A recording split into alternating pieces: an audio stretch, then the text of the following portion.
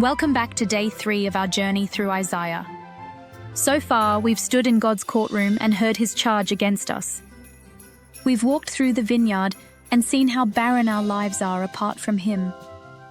But today, in Isaiah 6, the prophet himself is brought face to face with the living God. This is one of the most terrifying and glorious scenes in the whole Bible. Isaiah begins, "In the year that King Uzziah died, I saw the Lord sitting on a throne, high and lifted up, and the train of his robe filled the temple." King Uzziah had been on the throne for 50 years. His death shook the nation. But Isaiah is shown a deeper truth. Earthly kings die, but the Lord reigns forever. Heaven is not empty. God is on the throne.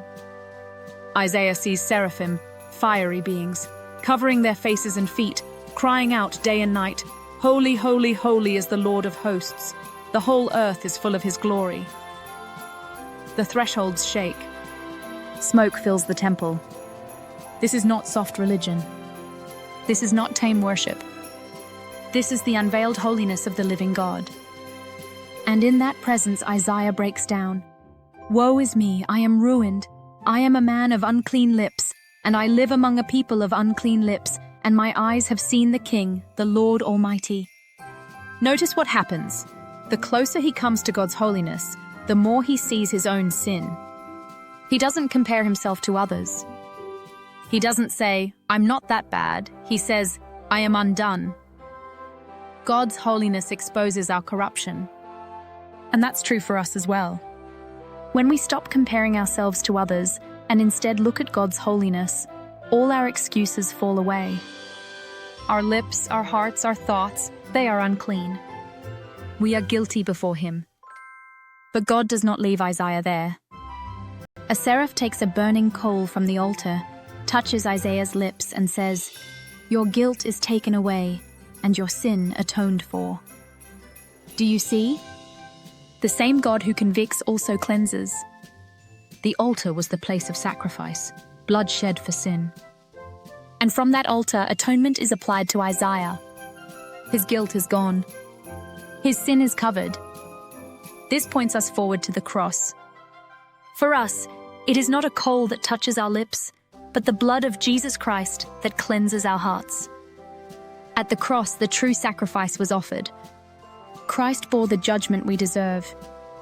He was cut off so that our guilt might be taken away. Then comes the call.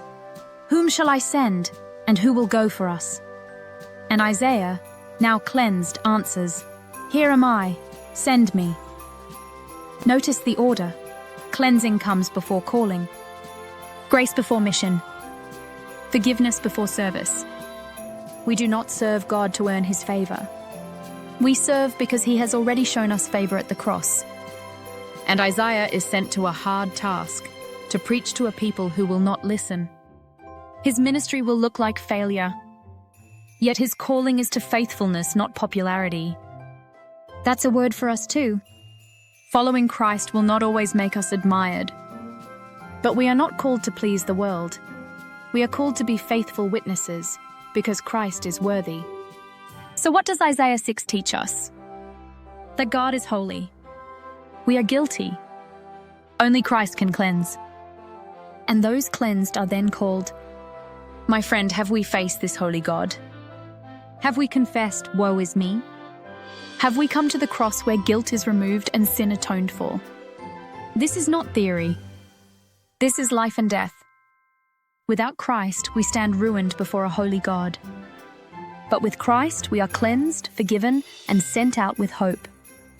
So let us come to him today. Let us confess our sin.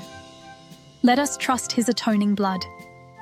And then let us rise to say, "Here am I, send me." Tomorrow in Isaiah chapters 7 through 9, we will see the promise of a child to be born, Emmanuel, God with us, the light shining in the darkness, the Prince of Peace.